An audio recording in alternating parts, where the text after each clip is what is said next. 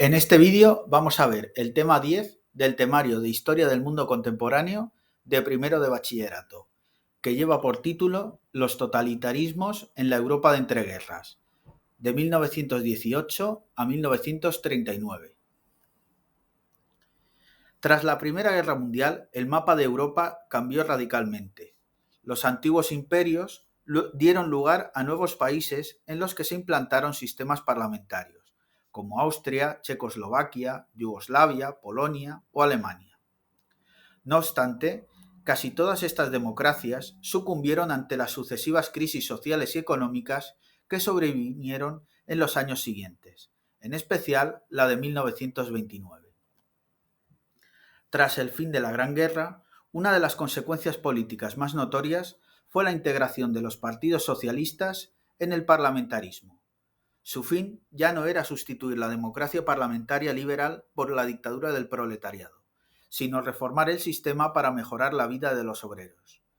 Ello se debía, en buena medida, al deseo de los socialistas por marcar distancias con el comunismo, en ese momento en auge gracias al triunfo de la Revolución Soviética. El Reino Unido vivió en estos años la partición de Irlanda tras una guerra civil y que se saldó con la creación del Estado Libre de Irlanda en el sur católico, convertido en un dominio del Imperio Británico en un principio, mientras que el norte protestante, el Ulster, se mantendría como territorio británico. Poco después, en 1926, se formó el primer gobierno laborista de la historia del Reino Unido, con Ramsay MacDonald como primer ministro. En Francia, el sistema parlamentario se caracterizó por una gran inestabilidad y con frecuentes cambios de gobierno. En 1936, el Frente Popular, una gran alianza de partidos de izquierdas, ganó las elecciones y lanzó un ambicioso programa de reformas que se vio truncado por las circunstancias internacionales, como la Guerra Civil Española, el auge del fascismo y el estallido de la Segunda Guerra Mundial. En los países nórdicos, por su parte, los partidos socialdemócratas se convirtieron en la principal fuerza y desde el gobierno impulsaron la creación del Estado del Bienestar, con ambiciosos programas de protección de las clases trabajadoras. Por último, en otros países como Suiza, Bélgica u Holanda, los partidos socialistas se integraron en grandes coaliciones de gobierno que incluían a partidos conservadores. A lo largo de la década de 1920, una buena parte de los países europeos se convirtieron en dictaduras. Estos sistemas autoritarios gozaban del apoyo de los grandes propietarios, la Iglesia y el ejército. A pesar de su heterogeneidad, estas dictaduras tenían en común un discurso fuertemente anticomunista y lograron imponerse gracias a la escasa tradición democrática en muchos de estos países. Conviene diferenciar entre dictaduras autoritarias y fascistas, ya que estas últimas poseen unas características particulares que veremos en el siguiente apartado. Se consideran dictaduras autoritarias las que se implantaron en España con Primo de Rivera, en Portugal con Salazar, en Polonia con Pilsudski o en Hungría con Horthy, entre otros. En Italia, Austria y Alemania se implantaron dictaduras de tipo fascista, mientras que la URSS se mantuvo como el único país del mundo con un régimen comunista. Comunismo y fascismo se engloban, por sus características, dentro de la categoría de totalitarismo, debido a la total ausencia de libertades y a la violencia extrema con la que actuaba el Estado contra los disidentes. Desde un punto de vista estricto, el fascismo es únicamente el sistema político que se implantó en Italia desde 1922. No obstante, otros países trataron de imitar este sistema adoptando algunas de sus características. Como norma general, los fascismos rechazaban la tradición ilustrada y liberal, así como el comunismo. Los movimientos fascistas se fundamentan también en la existencia de un líder carismático, cuya autoridad no se discute. De ahí el apelativo que suele recibir este líder, Duce, Führer o caudillo. El fascismo es igualmente fuertemente estatista, ya que aboga porque el Estado intervenga en la economía y en la vida de los individuos. También ejerce una violencia desmedida contra los disidentes. El gran pilar del fascismo es, no obstante, su exacerbado nacionalismo, basado en el racismo y, en el caso alemán, en el antisemitismo. El fascismo se caracteriza también por ser un movimiento de masas, como el socialismo. Por último, el fascismo tiene una concepción corporativa del Estado. Esto significa que el Estado no está formado por el conjunto de ciudadanos, como sostenía la tradición liberal, sino por las corporaciones, el mundo del trabajo, las familias, el ejército, el partido, la iglesia, etc. Estas corporaciones funcionan como los órganos de un cuerpo vivo, que sería el Estado. Finalizada la Primera Guerra Mundial, muchos italianos consideraron que Italia no había sido tratada como potencia vencedora. A este sentimiento de agravio se le llamó la victoria mutilada y muchos italianos, especialmente antiguos combatientes, abrazaron ideas nacionalistas, como el irredentismo, es decir, la idea de que Italia debía recuperar o anexionarse territorios en los que había población de habla italiana, como Córcega, Niza, Saboya o la costa de Dalmacia. En la ciudad libre de Fiume, de hecho, se instauró un gobierno nacionalista pro-italiano dirigido por el poeta Gabriele D'Annunzio. La crisis económica y la conflictividad obrera, en estos años el Partido Socialista se convirtió en el partido más votado, favorecieron el auge del nacionalismo y así, en 1919, aparecieron los primeros fasci di combattimento. Básicamente, escuadras de matones que buscaban atemorizar a los partidos y sindicatos de izquierdas. En 1921, estos fasci di combattimento fundaron el Partido Nacional Fascista, presidido por Benito Mussolini, un antiguo socialista. Este partido adoptó un programa nacionalista y populista con una simbología propia basada en el saludo romano, la camisa negra y la estructura de los fascios. En 1922, los fascistas realizaron su famosa marcha sobre Roma para reventar una huelga general convocada por la izquierda. Este hecho les granjeó el apoyo de las clases conservadoras, por lo cual el rey Víctor Manuel III nombró a Mussolini primer ministro. Tras la marcha sobre Roma y con Mussolini convertido ya en primer ministro, el partido fascista ganó las elecciones de 1922. Desde ese momento, Italia fue convirtiéndose de forma gradual en una dictadura. El punto de inflexión lo marcó el asesinato del líder socialista Matteotti a manos de miembros del partido fascista. En 1925 quedó instaurada legalmente la dictadura fascista tras suprimirse todos los partidos políticos a excepción del fascista. Todos los poderes quedaron concentrados en Mussolini e Italia se convirtió en un estado corporativo. El fascismo logró atraerse el apoyo de la Iglesia en 1929 gracias a la firma de los acuerdos de Letrán, por los cuales se creaba el Estado de la Ciudad del Vaticano. En la década siguiente, Mussolini desarrolló una política exterior expansionista con la anexión de Abisinia en 1936 y Albania en 1939, además de la intervención en la Guerra Civil Española a favor de los sublevados. Por último, en 1938, Italia aprobó sus propias leyes raciales que discriminaban a los judíos a imitación de la Alemania nazi.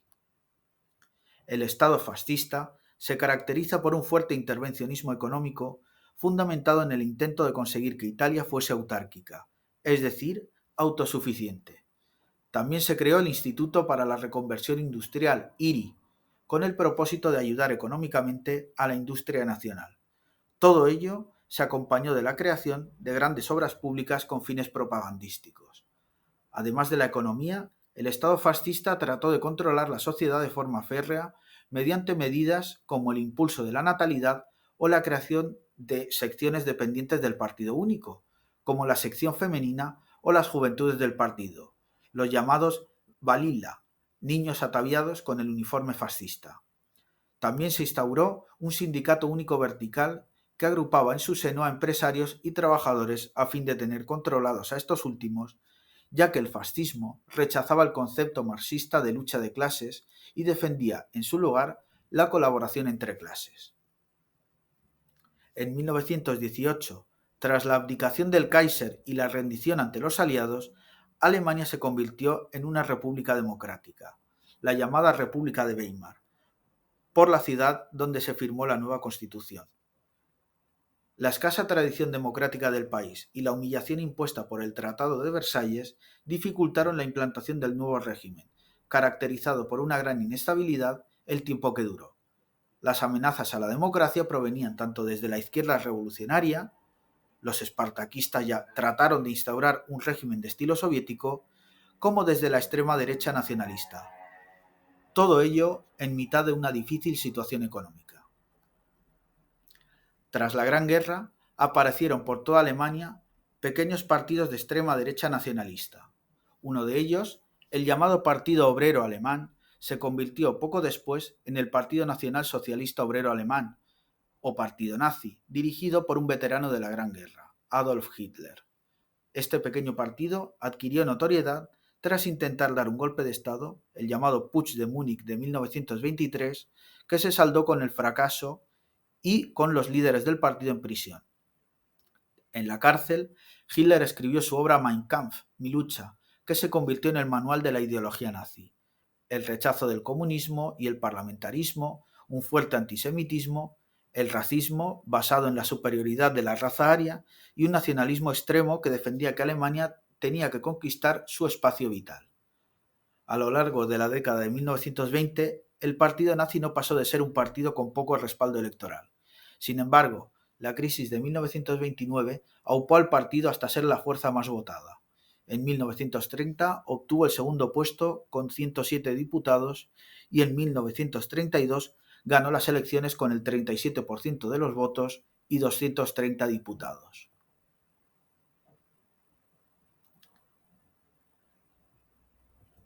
En enero de 1933, con el apoyo de otros partidos de derecha, Hitler se convirtió en canciller.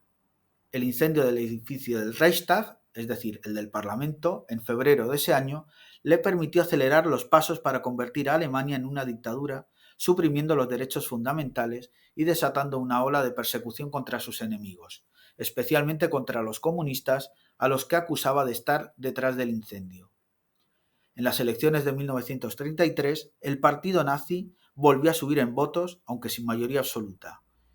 Y tras pactar con otros partidos conservadores, como el Zentrum católico, Hitler se convirtió en dictador gracias a la aprobación de la Ley de Plenos Poderes, instaurando así una dictadura en Alemania.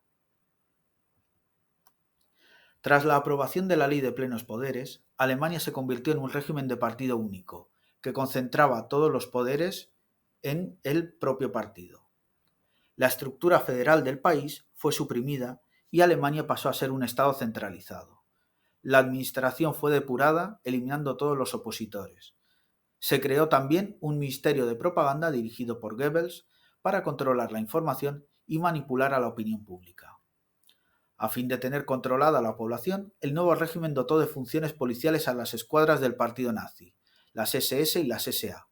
En 1934 se creó la policía secreta, la Gestapo, al tiempo que aparecieron los primeros campos de concentración para internar en ellos a los enemigos del régimen. El primero de estos campos fue el de Dachau en 1933. Hitler también tuvo que controlar los elementos disidentes dentro del propio partido. En la llamada Noche de los Cuchillos Largos, fueron eliminados los cuadros dirigentes de las SA, entre ellos su líder Erich Röhm, que suponían una amenaza al mando único de Hitler. Por último, tras la muerte del presidente Hindenburg, Hitler asumió también la jefatura del Estado, asumiendo el título de Führer. Consolidado su poder, los nazis comenzaron a llamar a la conquista del Lebensraum, o espacio vital, esto es, los territorios de habla alemana y otros territorios que Alemania necesitaba, según ellos, para sobrevivir como pueblo. Los nazis desarrollaron un programa racial que incluía la eliminación de todos aquellos considerados inferiores, es decir, discapacitados, homosexuales y opositores al régimen, especialmente socialistas y comunistas. Todo ello se basaba en la ideología del darwinismo social y en la búsqueda de la pureza racial, basada en la superioridad de la llamada raza aria y en la persecución y eliminación de lo que consideraban razas inferiores, como los judíos y los gitanos. En 1935 se aprobaron las llamadas leyes de Nuremberg, que despojaban a los judíos de la ciudadanía alemana, y en 1938 se desató un violento pogromo conocido como la Noche de los Cristales Rotos, que se saldó con centenares de muertos y la destrucción de propiedades en manos de judíos. Estos episodios suponen el prólogo del Holocausto judío. Tras derrotar a sus enemigos, Stalin emergió como líder absoluto de la Unión Soviética hasta su muerte en 1953. Contrariamente a otros miembros del partido, como Trotsky, Stalin defendía la doctrina del socialismo en un solo país, con el fin de consolidar los logros de la revolución. Para ello, instauró el culto hacia su persona, así como una fuerte represión y control ideológico. Este control totalitario era ejercido por la llamada nomenclatura del Partido Único, el PQS, es decir, los cuadros dirigentes que actuaban casi como una oligarquía. Poco después de hacerse con el poder, Stalin decretó el fin de la nueva política económica, la NEP, que había permitido la pequeña iniciativa privada, y la sustituyó por la planificación económica de tipo marxista. En el campo, ello supuso la colectivización agraria. Los campesinos perdían sus tierras y se les obligaba a trabajar o bien en granjas colectivas, los llamados kolhos, o en las granjas del Estado, los sovjos. Los kulaks, campesinos que se habían enriquecido gracias a la nueva política económica, fueron duramente perseguidos. Esta planificación económica, orientada a convertir a Rusia en una potencia económica, tuvo, entre otras consecuencias, la gran hambruna de 1932, el llamado Holomodor, que causó la muerte por inanición de millones de personas, sobre todo en Ucrania. La economía era planificada mediante los llamados planes quinquenales, el primero de los cuales se aprobó en 1928. El objetivo principal era conseguir que Rusia se convirtiese en una potencia industrial, para lo cual se cuidó especialmente la industria pesada, la producción de energía y se desarrollaron infraestructuras como carreteras, puertos y presas. Gracias a ello, en 1939, la URSS era ya la tercera potencia económica mundial. En 1936 se aprobó una nueva constitución que mantenía a la Unión Soviética como un Estado socialista basado en el poder de los soviets, si bien formalmente se proclamaba como un Estado federal y democrático. La Unión Soviética de Stalin se caracterizó por una ausencia total de derechos y libertades, mediante la instauración de un régimen de Estado policial y una política de terror y persecución de los enemigos. En la década de 1930 se llevaron a cabo varias purgas o persecuciones de todos aquellos de los que se sospechaba que eran enemigos del régimen, desde miembros del partido a oficiales del ejército. Stalin también creó campos de concentración, los llamados gulags, para internar a los enemigos del régimen, especialmente en la remota región de Siberia.